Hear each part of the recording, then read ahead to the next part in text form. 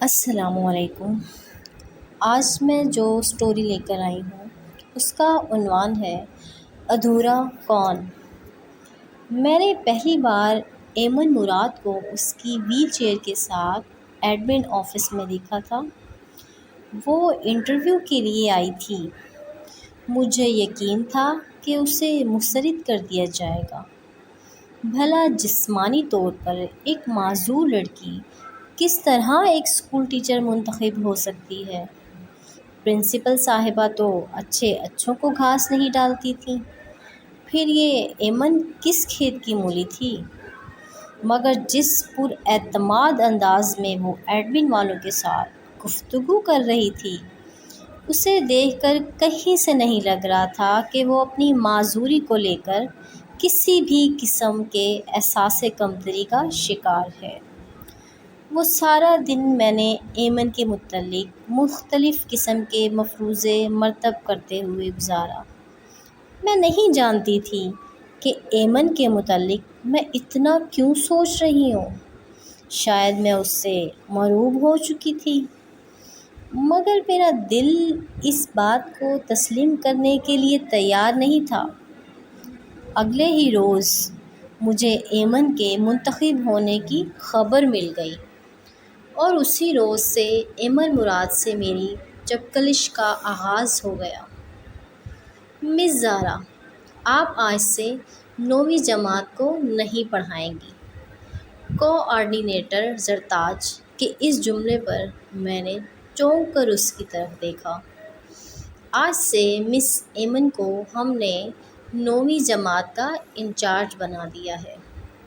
اب سے senior classes وہی دیکھیں گی۔ ان کی تعلیمی قابلیت اور تجربہ آپ سے کہیں زیادہ ہے۔ آپ کو فی الحال ہم جونیئر سیکشن میں بھیج رہے ہیں۔ نئے ٹائم ٹیبل میں آپ کو اوپر لے آئیں گے۔ مس زرتاج کے یہ جملے مجھے آسمان سے زمین پر لانے کے لیے کافی تھے۔ میں نے ایک نفرت بھری ایک نگاہ ایمن پر ڈالی اور بغیر کسی احتجاج کے آفس سے باہر نکل آئی۔ مس ایمن میری فیورٹ ٹیچر ہیں۔ مس ایمن کا کام بہت صاف ہوتا ہے۔ مس ایمن کا کلاس کنٹرول بہت بہترین ہے۔ یہ وہ چند جملے تھے جو میں روزانہ ہی سنتی تھی۔ ایمن مراد کے آنے سے صرف میری ہی اہمیت میں کمی واقع نہیں ہوئی تھی، بلکہ بہت سی استادیوں کے لیے مسائل کھڑے ہو گئے تھے۔ اب معمولی کاموں پر انہیں وہ پذیرائی نہیں ملتی تھی جو پہلے انہیں اکثر مل جایا کرتی تھی۔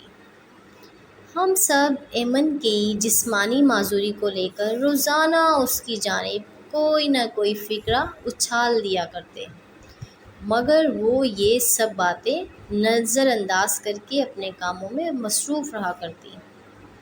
پرنسپل صاحبہ نے ایمن کو اسکول کے بہت سے کاموں کا انچارج بنا دیا تھا۔ ہم سب کی لاکھ کوشش کے باوجود ایمن کی مقبولیت میں کوئی کمی واقع نہ ہوئی، اور پھر ایک روز ہمیں ایمن کو نیچا دکھانے کا موقع مل گیا۔ ہمارے ادارے کا سالانہ فنکشن اپنے عروج پر تھا۔ حسب توقع اس بار مس ایمن ہی تمام تر انتظامات دیکھ رہی تھیں۔ سب بہت اچھا چل رہا تھا کہ اچانک مجھے محسوس ہوا کہ مس ایمن ہال میں موجود نہیں۔ میں اسٹاف روم میں گئی تو وہاں مس ایمن پریشانی کے عالم میں فائلیں آگے پیچھے کر کے دیکھتی جا رہی تھیں۔ کیا ہوا مس ایمن، خیریت؟ میں نے اپنے لہجے میں دنیا جہان کی ہمدردی سمیٹتے ہوئے پوچھا۔ مس زارا، میری کلاس کے بچوں کا رزلٹ کارڈ نہیں مل رہے، میں نے ادھر ہی فائل کے اندر رکھے تھے۔ ایمن یہ کہتے ہوئے رو پڑی تھی۔ اوہ مس ایمن، آپ پریشان نہ ہوں، میں بھی آپ کے ساتھ مل کر ڈھونڈتی ہوں، مل جائیں گے۔ میں نے ایمن کو تسلی دیتے ہوئے کہا۔ مس ایمن، آپ کو میم بلا رہی ہیں، آپ فنکشن چھوڑ کر ادھر آ گئیں۔ آپ سے اس قدر غیر ذمہ داری کی امید نہیں تھی۔ آپ تقریب چھوڑ کر اسٹاف روم میں آ گئیں، حد ہے غیر ذمہ داری کی۔ آپ نیچے آئیں۔ زرتاج انتہائی غصے کے عالم میں اسٹاف روم میں آئی تھی اور غصے کے عالم میں بولتی ہوئی نیچے چلی گئی تھی۔ اس روز ایمن کی خوب بےعزتی ہوئی اور مجھ سمیت بہت سی ٹیچروں کے دل کو سکون مل گیا۔ ایمن کے جو رزلٹ کارڈز میں نے چھپائے تھے وہ واپس انہی فائلوں میں رکھ کر میں گھر لوٹ آئی تھی۔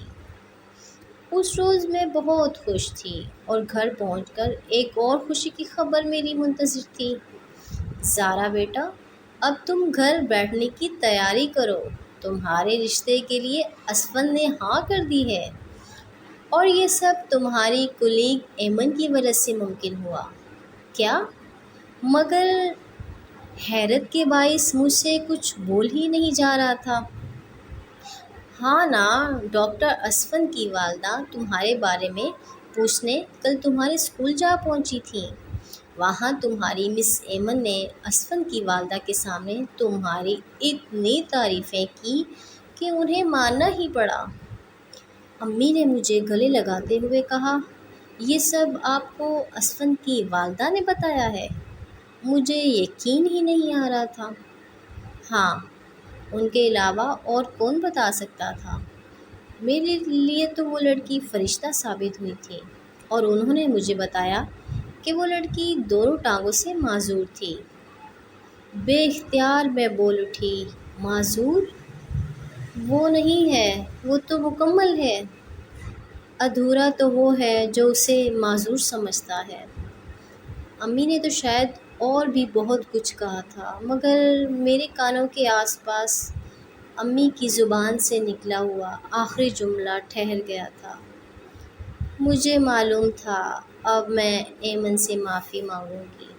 میں جانتی تھی وہ تو مجھے معاف بھی کر دے گی، مگر ایمن کے رویے سے مجھے اتنا ضرور معلوم ہو گیا تھا کہ ادھورا کون ہے۔